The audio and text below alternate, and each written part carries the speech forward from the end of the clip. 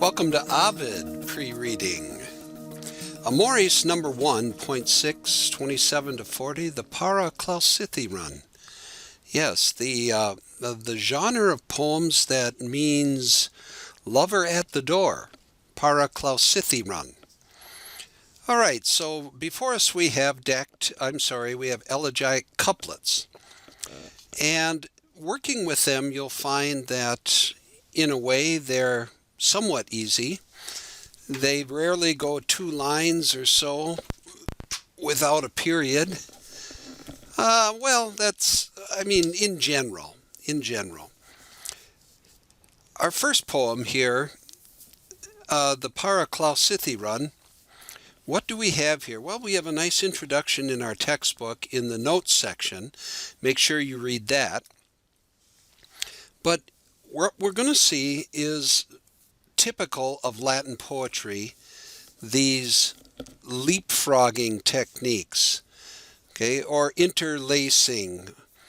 I mentioned that when it comes to Latin poetry, we often have the noun and adjective pair separated, and a lot of times the adjective occurs first in the first half of the verse, roughly the first half of the verse, and the corresponding noun in the second. For example, here in the first line, what kind of doorkeeper is he?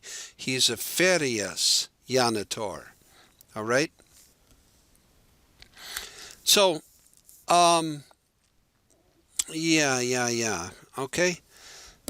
The thing that kind of makes poetry hard, especially in our text with unmarked macrons, for example, audis, what is this? Does it go with duris and roboribus? No, it doesn't. Audis, actually the verb here, do you hear? So this vocative, janitor, the guy who guards the door. Okay? Roboribus duis. But you'll gain a lot just by chunking, okay? Here in the line 3, here we have that, and we have, a leapfrog right there. In media pace, okay? We have a lot of questions here in the 2 poems that we have today. But basically he's asking the guard at the door, I'm armed with nothing but love. So why are you afraid of that? Okay? And he often refers to himself as amans, or here in the accusative, amantem, the lover. Okay, that's a good translation for it. The lover. Okay? So this line is kind of the thematic element of the poem. In fact, we have it occur again here at the end, exactly the same line. It actually occurs about 8 times in the whole of Amoris 1. So it's a theme that comes up again and again. Here we have it twice. Okay? It literally says the tempora, the times of night are going. Okay? Excute, and this is kind of a violent, shake the lock with the post, right? Something like that. The bolt is the serum. But here, the imperative, actually I would take this as ablative of separation. So shake the lock from the post. In other words, open the door. The night is flying. Open the door. Okay? So that's our thematic element, and once you get it, you have it down here in line 40 as well. Now he goes on to describe himself and why the janitor should let him in. Okay? Non ego venio. Okay? Now, we have an et here, but we have these 2 ablatives right here. Okay? Notice the participle. What case is it? So who or what is it modifying? Comitatus. Okay? Now, here we have a little bit of a conditional. Okay. Siwas amor. Last year in Virgil we had Siwas uno or Siwa uno. All right.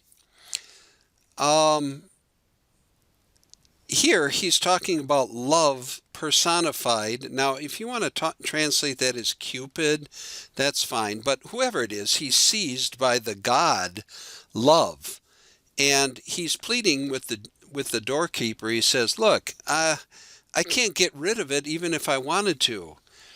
I've got it bad, and I can't get her off my mind." All right, and he kind of says that in line 35.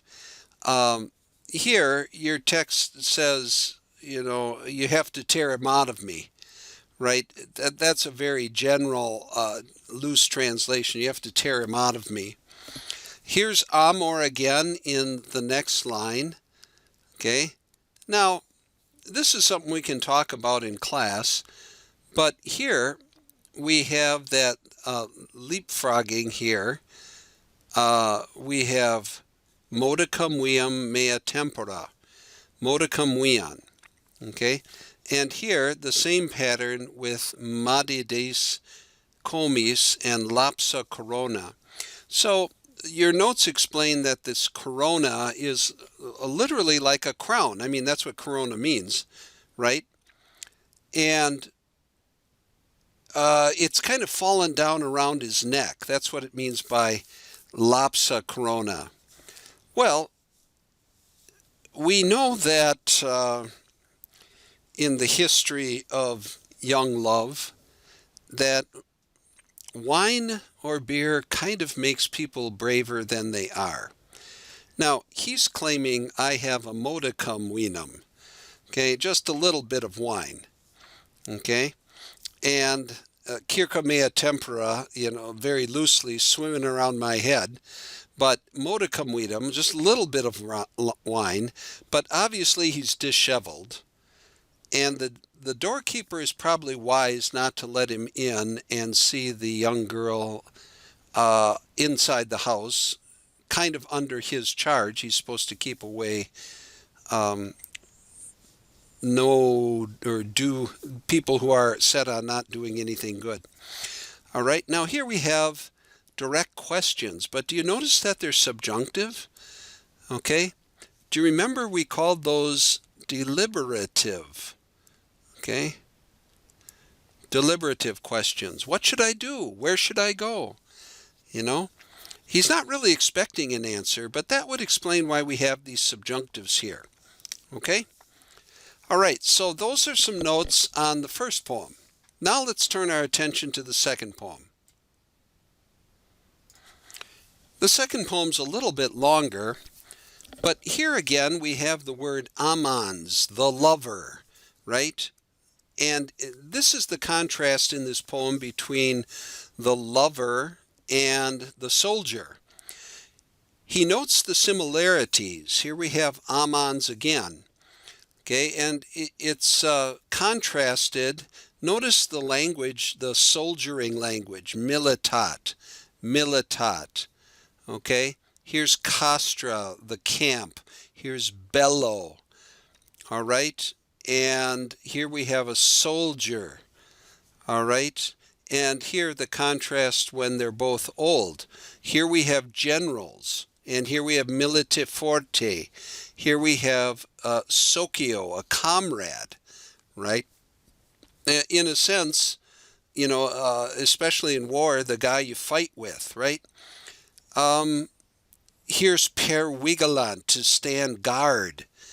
Per vigilant, to watch through the night. Okay, and here is protect, and here's general again. Here we have the word duty of a soldier. Okay, and yeah, so we have this contrast between the soldier and a lover. Your notes in the back of the book make mention how this would have been shocking on Romans' ears. They considered military service a preeminent example of virtus. There was nothing like it. This was manhood. But Ovid comes along and makes this somewhat ludicrous claim that, the guy in love, and he says, what does he say here, right? He says, believe me, Atticus, believe me, crede mihi, all right? Though everyone who's loving, okay, everyone who's loving is at war or fights, right? Struggles. And Cupid, now that's basically the same as Amor that we had in the previous poem. He has sua castra.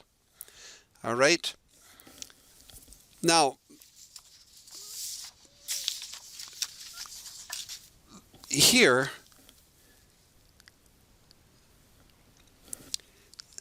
Quai actually is going to go with aitas way at the end of the poem, or at the end of the verse here. Okay? And he's again making a contrast. You kind of have to do double duty. That age which est habilis bello quoque venery. Now, the dative here, Venus, a lot of times, she's the goddess of love. She and Cupid go together. So the idea is also for love or for Venus. Okay? Now here we have a contrast between a senex miles and a senalis amor. And both of them are described as being turpe. Yeah, that's just kind of true, right? There's a certain age where you have to give it up, right? And that's what he's saying here. It's turpis. It's, kind of nauseating or a foul thing. An old soldier and a senile lover. So there's a time in your life, what he's talking about here is there's a time in your life when it's appropriate for the age, the aitas here, it's appropriate for the age to go to war and also appropriate to be in love. Nothing's kind of more disgusting than a soldier who can barely swing a sword anymore, and also a senile old man as a lover. Okay, so he's talking about seizing the opportunity while you're young, I should say. Notice the case here with quos. Okay, so don't start out by saying this is the subject. It's not. You can see what case it is, right? You can see what case it is. Os. Okay. Duces. I'm sorry, it doesn't go like that. It goes quos animos. Okay. In milite forti. Hos. Okay. In socio. Viro. Here's really my subject. Bella pueris petit. Bella puella petit. Okay. Ambo pervigilant. Okay. And here he gives the impression of a soldier who is sleeping. Okay, each sleeps. Now, I wanted to mention about terra here. If we scan this line, per vigilantam bo terra, that's going to come out long. Requiescit uterque, that is going to come out long. So scansion is useful for knowing the case. All right. Now, we're going to have a contrast here between ille and later on this one, that one, okay? And later on we're going to have ille and hic, and then hic and ille. You just have to follow the flow of thought, okay? Now, what he means here when he says mitte puellum, send the girl, and your notes mention this also may be military imagery. Send the girl ahead, and the guy's going to follow. The amans sequitur follows. Okay? Strenuous amans. He follows. Okay. Oops, let's go back here. Ah, there we go. All right. I was just trying to make sure that we're centered.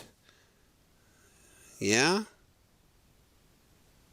I guess that's about as centered as I can get it. Maybe if I go like that a little bit. Okay. Now, here, as we go through, we're going to see this contrast between hic and illa. We have this continuing contrast between the soldier and the lover. And here, he just kind of describes the ends of the earth, and it sounds a little bit like the U.S. mail, right? So neither rain nor snow nor dark of night will prevent us. One thing I did want to note here, tumedos ioros, okay? Here, this is serving as the object.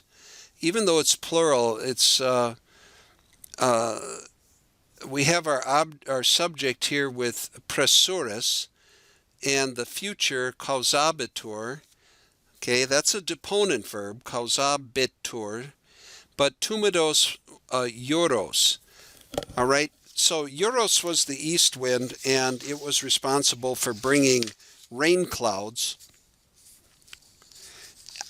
How you translate causor, causare, to plead an excuse or to object, but that's not the idea. Well, it sounds like a court of law that you formally enter an objection, but he's talking about what the lover won't do to go after the girl. So I translated it as avoid, okay? To avoid. He won't try to get out of the duty of going after the girl, all right? Now, apta sidere, appropriate stars. Here we have a nice example of interlacing. Verendis aquis, apta sidera, verendis aquis. Okay? Here we have congestus nives, tumedos ioros. Now we have more of these deliberative questions, right? What are you going to do with nisi? Well, it can be translated unless, but again, it's kind of a deliberative question. So I translated who, if not, either, or, and here we have the contrast between the miles and the amans, okay? Who except either a soldier or a lover would do all this stuff? Okay, and there, of course, is my subjunctive verb for the indirect question. All right, now, going on, we also have this contrast between one and the other. Now, the ut here is not followed by a subjunctive. So, what do you do when ut is not followed by a subjunctive? How do you translate that? Okay? All right. Rivale hoste. Here we have graves urbe, dure amicae. Yeah, and then the contrast between portas, the city gates, and then the gates of the home, or the door front, the entrance. All right, so once you get into it, it's actually pretty straightforward. Okay, I'm not going to say it's easy. All right. Oh, wait, I missed one right here. We have mixtas imbres, denso imbre. That's a nice interlacing, leapfrogging technique. But once you know some of these little tricks of the way the Latin poetry works, then it actually becomes less challenging and even a bit fun to read. So, I hope it goes well. Wale!